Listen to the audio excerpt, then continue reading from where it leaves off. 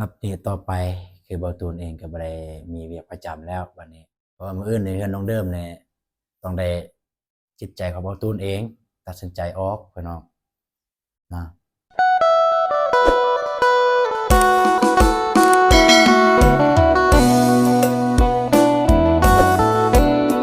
โอ้ยพี่น้องเอ้ย ก็มาแต่ถ่ายงานพี่น้องเอ้ยก็ยังบ่ทันได้แก้ทรงแก้เสื้อพี่น้องเมื่อยลุยงานเบิดมื้อเบิดเว้นพี่น้องเอ้ยบ่ได้เมื่อบ้านพี่น้องบ่ได้เมื่อบ้านเบิด2คืน3คืนแล้วบ่ได้เมื่อบ้านทั้งเบาตูนแล้วก็เบาเจ็บพี่น้อง2คนเนาะคืนว่านนี่เมื่อคืนนี้ก็นอนอยู่บ้านพักอยู่ในเมืองนั่นแหละพี่น้องเอ้ยมื้อนี้ก็มาต่ออยู่บ้านพักอีกพี่น้อง เพราะว่ามันมืดพี่น้องว่าสิมาบ้านก็มันมืดแดดพี่น้องเนาะก็บ่อยากมาบ้านมันเปลี่ยวพี่น้องก็บ่อยากเสี่ยงปานใดพี่น้องเอ้ยจนคอแห้งพี่น้องเอ้ยกินน้ำก่อน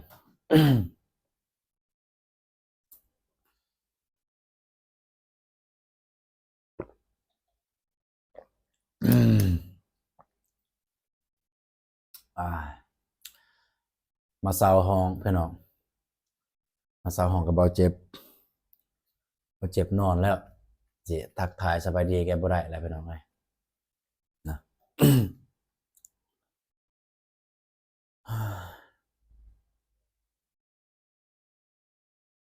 เอ้า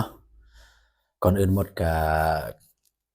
กราบทักทายสบายดีแล้วก็สวัสดีพ่อแม่พี่น้องเบิดสุขคนเด้อเนาะบ่ว่าอยู่ภายในหรือต่างประเทศพี่น้องเอ้ยยินดีต้อนรับซ้อมอาตูน Channel เนาะมาสบายดีตอนดึกพี่น้องเอ้ยดึกแฮงแล้วเดี๋ยวนี้ ประมาณ10โมงแล้วพี่น้องประมาณ10โมงนั่นแหละก็ว่าสิแจ้งพี่แจ้งน้องกลางเว้นแต่ว่าบ่ทันพี่น้องเพราะว่ากลางเว้นเราก็ลุยงานกับไอ้น้องทางทีมงานหรือว่าไอ้เบาลี่ไอ้เบาอนงไอ้เบาเหย้าเบาเจ็บเบาโก้เพราะว่าเราลุยงานนั่นน่ะก็สิอัดคลิปสิแจ้งบ่ได้อะนะก็คืออยากเฮ็ดแนวอื่นแหน่นะพี่น้องเอ้ยเนาะก็คือ เรื่องก็มีอยู่ว่าก็ ทางเบาตูนเนาะก็ได้เฮ็ดเวียกอยู่บริษัทแห่งหนึ่งก็คือบ่แม่นบริษัทดอกก็เป็นโรงแรมพี่น้องเป็นบ้านพักแต่ว่าเบาตูนนี่ก็อยากเฮ็ดยูทูบแหน่พี่น้องเอ้ยอยากเฮ็ดยูทูบช่วยเหลือสังคมแหน่เนาะเบาตูนก็เลยมาชั่งน้ำหนักเอานะระหว่างช่วยเหลือสังคมแล้วอิ่มใจกับเฮ็ดเวียกกับเฮ็ดเวียกประจำแล้วสบายใจเบาตูนสิเลือกอันใดหั้นนะสิเลือกทางใดระหว่างอิ่มใจกับสบายใจเนาะสบายใจก็คือเฮ็ดเวียกสบายๆแบบบ่ต้องคิดหยังหลายเนาะก็เฮ็ดเวียกแบบไปตามระบบที่เพิ่นวางไว้เฮาเฮ็ดเนาะก็บ่ต้อ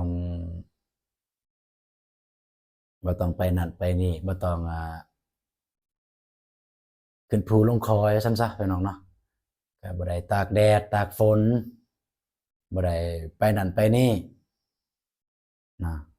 ก็เวียกสบายๆแล้วก็กับเวียกที่ว่าอิ่มใจคือเวียกที่เราได้ช่วยสังคมบ่ว่าจะช่วยเล็กหรือช่วยน้อยหรือช่วยหลายเนาะบ่ว่าจะอยู่ไกลหรือไกลถ้าได้ช่วยคำว่าช่วยด้วยใจจั่งใดมันก็อิ่มพี่น้องเอ้ยรู้สึกว่าอิ่มอกอิ่มใจได้ช่วยหั้นนะพี่น้องเนาะแต่ว่าเบาตูนบ่สามารถเฮ็ดเวียกทั้งสองพร้อมๆกันได้พี่น้องเอ้ยก็คืออยู่บ่อนเฮ็ดอยู่บ่อนเบาตูนเฮ็ดเวียกบ่อนเฮ็ดเวียกประจำหั้นก็มีแต่เวลาที่จะได้ถ่าย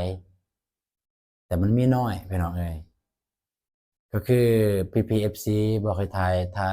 ายบ่อนเบาตูนเฮ็ดเวียกเลยถ่าย คือแบบครับคันถ่ายได้ แต่มันรู้สึกว่ามันบ่แม่นสาระพี่น้องเอ้ย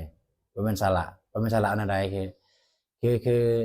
เว้าตูนเนี่ยอยากถ่ายตอนเว้าตูนเฮ็ดเวียกเลยตัวอย่างว่าแขกคนเพิ่นมาเนาะแขกคนเพิ่นมาแล้วเว้าตูนอยากถ่ายตอนนั้นเลยเว้าตูนทักทายสบายดีแล้วก็เอาข้อมูลให้ลูกค้าอิหยังแขกเพิ่นมาเอาห้องจังซี้นะอยากถ่ายตอนนั้นนะอยากได้ตอนนั้นหั้นนะแต่ว่าเราบ่สามารถถ่ายได้ด้วยความว่าเราเป็นพนักงานเนาะแล้ว ทางนั้นคือลูกค้าของเราคันเราถ่ายเราบ่ให้เกียรติลูกค้าพี่น้องครับทางเบาตูนรู้สึกว่าแบบนั้นนะก็เลยบ่ได้ถ่ายซ้ำเวียกที่แบบว่าเวียกที่เบาตูนได้เวียกที่เบาตูนอยากถ่ายอะนะก็ได้ถ่ายแต่คลิปหนึ่งพี่น้องคลิปอันเบาตูนตอนเช้าเบาตูนได้อันน่ะลุกแต่เช้าเด้มื้อนั้นแล้วก็บ่แม่นแต่มื้อนั้นดอกลุกแต่เช้าลุกทุกมื้อคันได้อยู่กะเว้นคันได้อยู่กะแลงเนาะกะค่ำลุกทุกมื้อเพราะว่าต้องได้เสิร์ฟอาหารให้ลูกค้าได้เสิร์ฟอาหารเช้าก็เริ่มเสิร์ฟตั้งแต่6โมงพี่น้องก็คือ6โมงเช้าเริ่มเสิร์ฟฮอด10โมงที่ลูกค้าที่เพิ่นมาพักอยู่หั้นเนาะแล้วก็ก่อนอื่นหมดก็สิบอกจังซี่ว่า เบาตูนเองก็บ่ได้มีปัญหาหยังเนาะทางเวียกประจำบ่ได้มีปัญหาหยังเนาะก็คือทุกอย่างคือเบาตูนตัดสินใจเองแล้วก็เลือกเองบ่แม่นว่ามีผู้ใดผู้หนึ่งมาเว้ามาว่าจังซั้นจังซี้ก็บ่แม่นเด้อพี่น้องเด้อเนาะเนาะเนาะก็เลขที่เบาตูนสิมาแจ้งมื้อนี้ก็คือเบาตูนได้ลาออกจากเวียกประจำแล้วพี่น้องเอ้ยลาออกแต่หั้นก็คือเบาเหตุผลที่เบาตูนลาออกก็คือ เบาตูนรู้สึกว่าเบาตูนอยากเต็มที่กับสิ่งใดสิ่งหนึ่งกับเวียกใดเวียกหนึ่งนะเบาตูนอยากเต็มที่นะทางเวียกประจำหั้นก็บ่ได้ว่าบ่เต็มที่เนาะตอนยังบ่ทันได้เฮ็ดยูทูบเนาะก็คือก็เต็มที่พี่น้องเอ้ยเบาตูนก็เฮ็ดอยู่บ่อนหั้นก็3ปีเต็มแล้วพี่น้องก็แม้แต่แนวนั้นแหละพี่น้องคือเบาตูนก็ได้ลาเวียกประจำแล้วลายาวเลยพี่น้องก็คืออยากไปเป็นเกินว่าหยังเนาะอยากเต็มที่กับเวียกช่วยเหลือสังคมนี่พี่น้องเอ้ยอยากเต็มที่เนาะก็เว้ากลับไปกลับมาเด้อพี่น้องก็ต้องขอโทษขออภัยเด้อเนาะเว้ากลับไปกลับมาเด้อการ์ตูนก็บ่ค่อยรู้บ่ค่อยเป็นนะในการเว้าพี่น้องก็มันก็มีจุดดีและจุดเสียพี่น้องเอ้ยการที่การ์ตูนลาออกเนี่ยมันก็มีจุดดีจุดเสีย จุดเสียคือบ่าวตูนบ่มีเงินแล้วบัดนี้พี่น้องเอ้ยเพราะว่าตั้งแต่บ่าวตูนเริ่มเฮ็ดคลิปนี่ก็บ่าวตูนก็เฮาไปเลาะเฮาไปเลาะ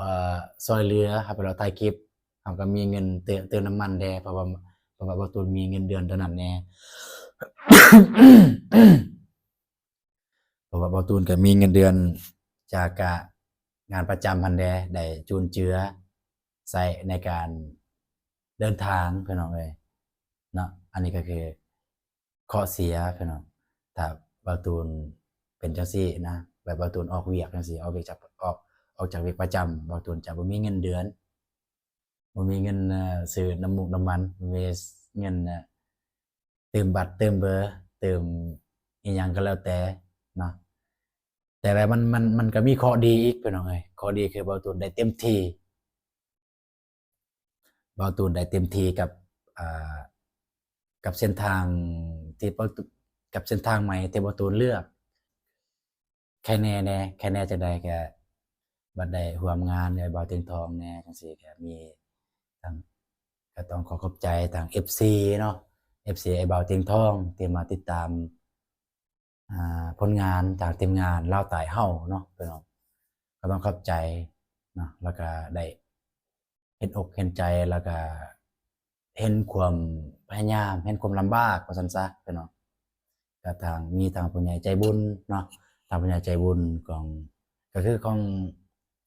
ทาง FC ของไอ้บ่าวเตียงทองหั่นแหละเนาะที่เพิ่นได้มาติดตามรับชมทางทีมงานลาวใต้เฮาและบางคนบางผู้ใหญ่ใจบุญเพิ่นก็ได้ช่วยเหลือพี่น้องได้ช่วยเหลือทางน้ำมูกน้ำมันเพิ่นก็ได้ให้แด่ในการเดินทางของทีมงานเฮา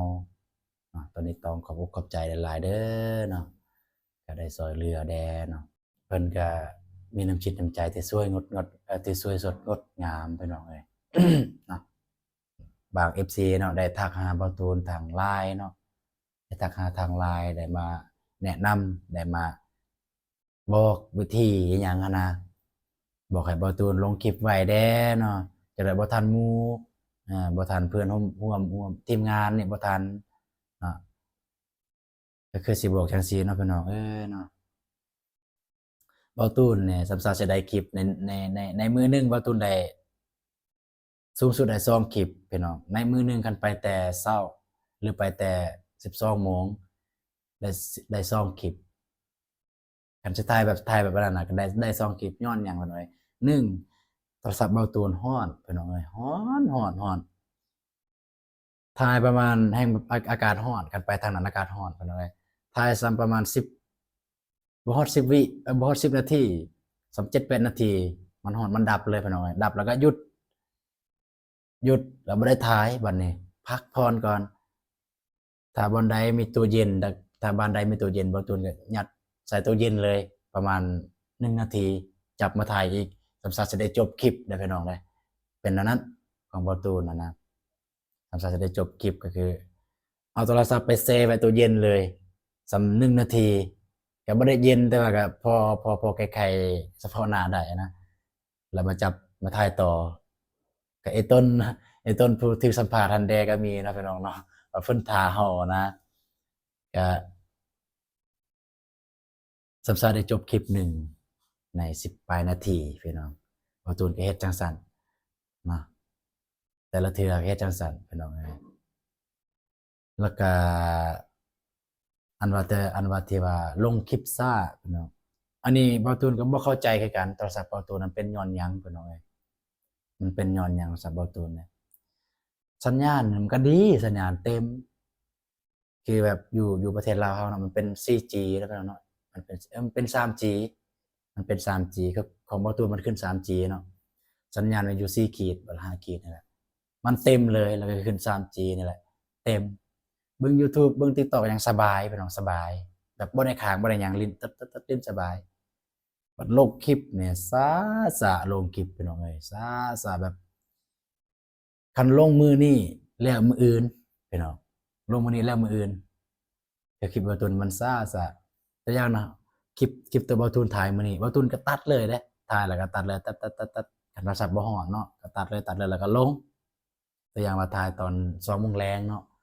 ถ่ายตอน2โมงแลงเบาตูนก็ตัดก็บ่ได้โดนเนาะเบาตูนตัดก็ตัดบ่ได้เก่งตัดบ่ได้ละเอียดเนาะเบาตูนตัดบ่ได้ละเอียดเนาะตัดลงเลยตั้งทีมงานหยังหมู่จนแล้วเบิดแล้วนะสำเร็จเบิดของเบาตูนยังได้บ่ 5% จนมื้ออื่นเช้าจนแล้วบางเทื่อก็ บางเทื่อมาแล้วตอนเช้าแด่บางเทื่อมาแล้วตอนเที่ยงเนาะบางเทื่อมาแล้วตอนแลงอีกอันนี้คือปัญหาของเบาตูนที่คลิปมันช้าพี่น้องนี่คือปัญหาแต่แบบเบาตูนลงก็ลงเทื่อละ2คลิปเลยจังซี่นะแต่ว่าบ่แม่นว่าย้อนลง2คลิปพร้อมกันจึงมันช้าบ่แม่นเคยลงคลิปเดียวก็ช้าปัจจุบันนี้ก็ช้าแต่ว่าคันได้ลงอยู่บ่อนมีไวไฟอยากไวแด่พี่น้องประมาณชั่วโมงหนึ่งแล้วของเบาตูนชั่วโมงหนึ่งหรือชั่วโมงปลายนี่แหละประมาณชั่วโมงปลายนี่แหละจึงแล้วพี่น้องเอ้ยของเบาตูนนี่แหละนี่คือปัญหาถ้ามื้อใดเบาตูนคือแตะกี้เนี่ย เบาตูนยังเฮ็ดเวียกอยู่บ่อนนี้ก็ประจำมันมีไวไฟแด่อยู่หั่นเบาตูนถ่ายกลางเว้นปุ๊บก็ได้ตัดแล้วลงอยู่หั่นโอเคได้เพราะว่ามีไวไฟสัญญาณไวไฟคันแม่นอยู่เรือนมื้อนอนเรือนจังซี่แล้วเลยพี่น้องเอ้ยบ่ได้ลงคันได้ลงอยู่แต่บ่ได้ปล่อยคลิป มาปล่อยสมมุติคือใจเบาตูนอยากปล่อยมื้อนี้จะเป็นต้องได้ปล่อยมื้ออื่นพี่น้องเอ้ยอันนี้ก็บ่ว่ากันพี่น้องทางเบาตูนก็เพราะว่ามือใหม่แด่พี่น้องหรือว่าทาง FC ท่านใดที่แบบพอรู้วิธีแก้ไขในการลงคลิปให้มันไวก็สามารถคอมเมนต์ในใต้คอมเมนต์เลยก็ได้แล้วก็ทักหาเบาตูนโดยตรงเลยก็แฮ่งยินดีพี่น้องเอ้ย ยินดีรับฟังยินดีเรียนรู้พี่น้องถ้าผู้ใดที่แบบมี